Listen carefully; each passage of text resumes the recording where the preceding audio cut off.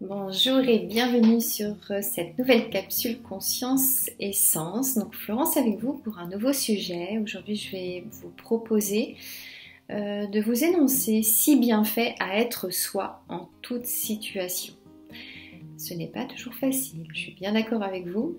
Mais ceci dit, voilà, pour moi, dans ma vision toujours, pour être soi, être vraiment soi, la première étape est d'accéder à tous ses potentiels.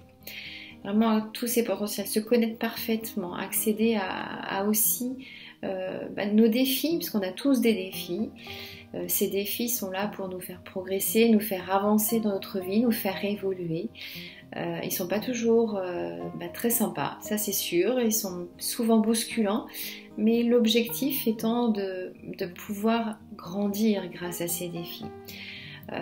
Donc là, la première chose, je dirais, à faire par rapport à ces défis-là, c'est d'apprendre à les accueillir avec plus de sérénité, avec plus de positivisme, pour les relever le plus facilement possible. Mais je sais qu'il y en a qui sont très très compliqués, ça c'est certain. Donc ceci dit, voilà, pour être soi en toute situation, pour moi, c'est vraiment d'apprendre à se connaître parfaitement, à s'accepter en totalité, autant nos atouts, nos qualités, mais aussi autant nos défauts. Nos défauts, nos zones d'ombre, on en a tous, et on fait, en tant qu'être humain, on est constitué de lumière et d'ombre. Et ces défauts, même si on les aime pas trop, même s'ils peuvent être pénalisants, c'est de les accueillir le plus possible, en tous les cas, pour pouvoir espérer les illuminer un peu si ces défauts ont des conséquences sur notre vie qui sont embêtantes, que ce soit sur nous, que ce soit sur notre entourage. Il y a toujours possibilité d'illuminer un peu nos défauts quand ils sont très embêtants. Après, on en a tous et c'est ok. S'ils n'ont pas trop de conséquences sur nous, sur notre bien-être et sur les autres, c'est comme ça quoi, il faut accepter les choses. Ceci dit, pour revenir au sujet de la vidéo, je vais donc vous énoncer des bienfaits que j'ai identifiés, que j'ai envie de mettre en avant par rapport à cet état d'être complètement soi, de s'assumer complètement, de vraiment s'accepter tel que l'on est.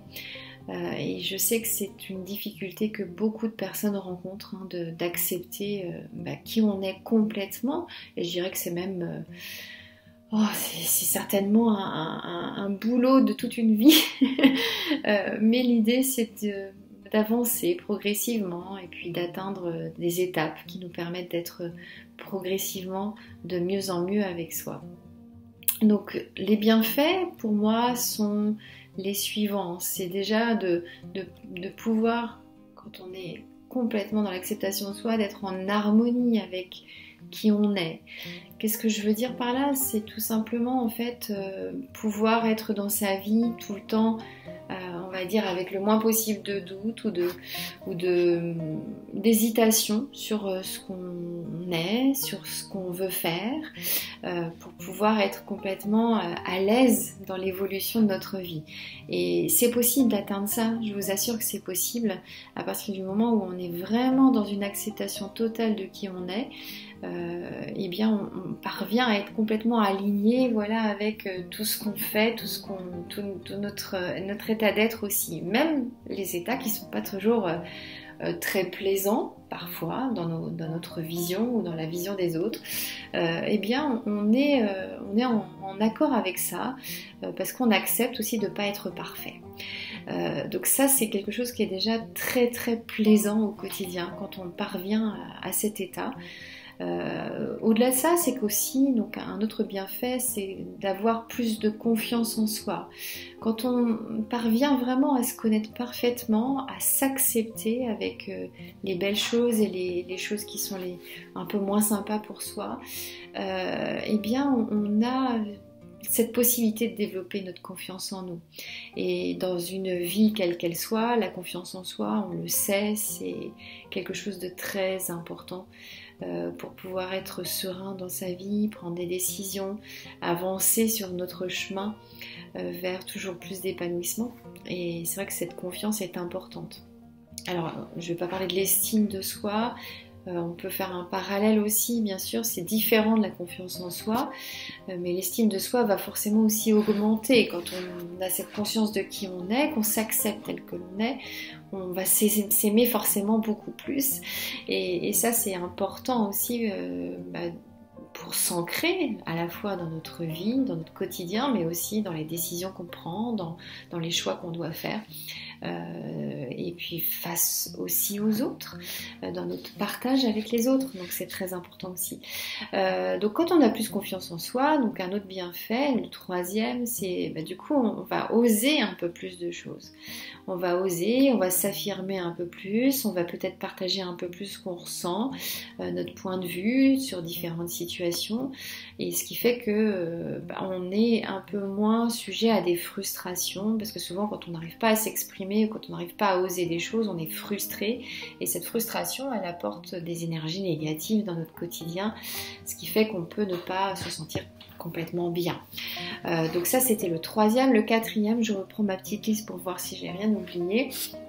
Bien sûr, quand on se connaît beaucoup plus, quand on se connaît et qu'on s'accepte tel que l'on est, qu'on a identifié nos atouts, nos faiblesses, nos défis, on a aussi beaucoup plus la possibilité de s'appuyer, que ce soit sur nos atouts, nos faiblesses, de s'appuyer, de s'en servir, de vraiment utiliser en fait cette connaissance de soi dans toutes les situations qu'on vit. Donc ça facilite les choses sont plus fluides quand on a cette possibilité-là, et je peux vous assurer que c'est très vrai. Plus on va avoir la possibilité de s'appuyer vraiment sur une connaissance de soi très précise, et plus les choses vont être facilitées. Un cinquième bénéfice, c'est qu'on sait aussi plus facilement, quand on se connaît mieux, quand on arrive à être pleinement soi, on sait ce qui est bon pour soi et ce qui est moins bon pour soi.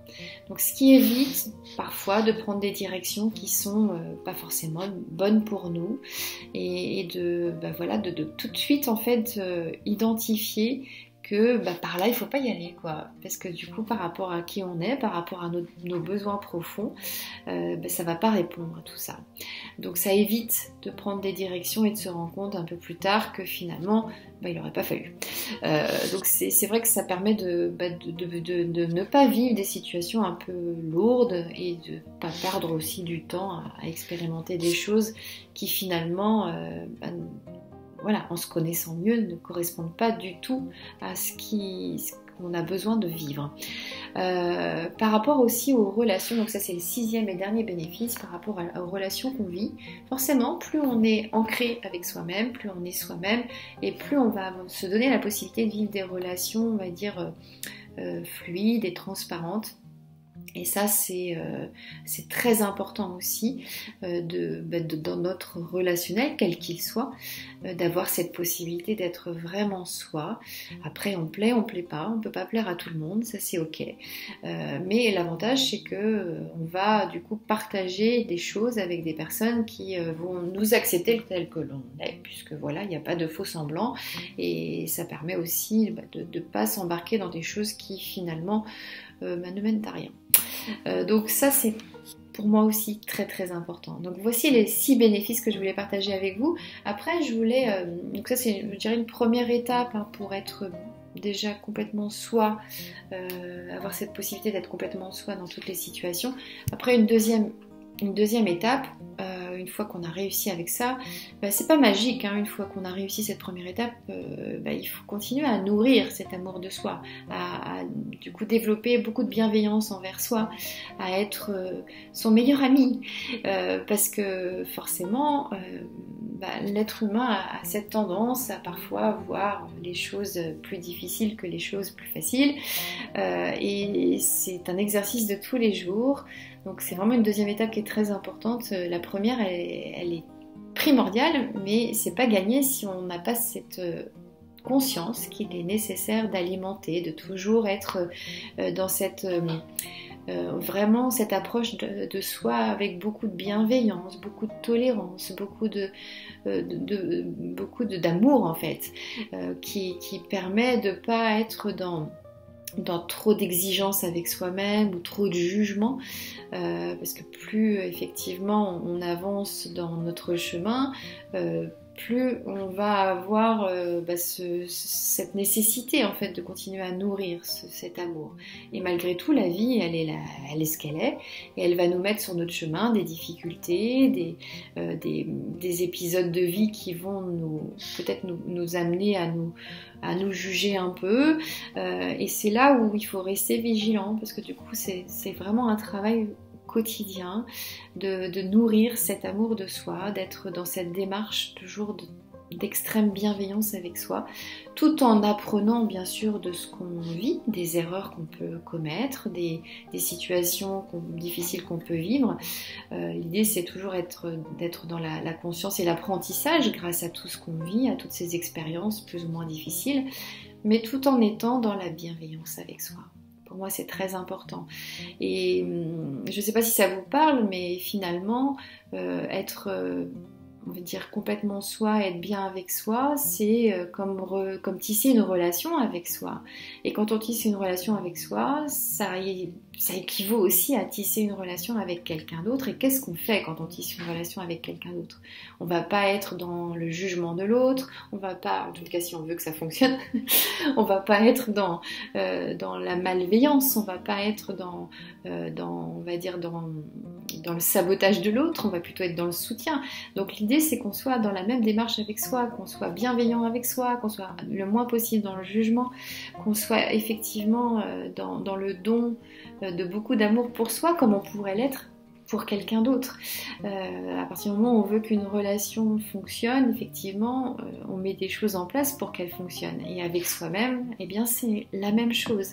La relation qu'on a avec soi, c'est pas quelque chose qu'on apprend à faire quand on est gamin, mais c'est tellement important en fait de peaufiner, de prendre soin de cette relation à soi.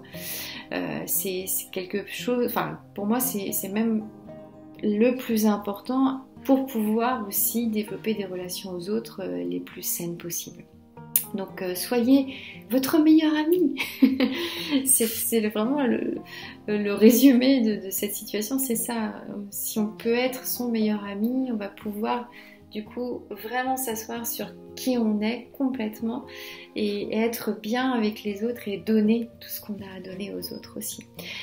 Donc c'est ce que je voulais partager avec vous. Alors je ne sais pas ce que vous en pensez, je vous invite à partager vous aussi en commentaire si vous avez soit des expériences à partager, soit un avis à donner aussi sur ce que j'ai pu dire dans cette vidéo. Tout est constructif, donc l'objectif c'est vraiment d'être dans le partage pour pouvoir s'aider mutuellement. Ce que j'ai partagé aujourd'hui, c'est ma vision, c'est mon expérience, c'est aussi qui je suis. Ce que vous avez à partager va forcément compléter tout ça et apporter à nous tous, y compris à moi. Donc je vous invite à le faire avec sans retenue. Allez-y, partagez, c'est entre nous. Et l'avantage, c'est que ça peut vous faire du bien de partager, mais ça peut aussi aider d'autres. Merci pour votre écoute et votre attention. Je vous dis à très bientôt pour un nouveau sujet. Ciao, ciao!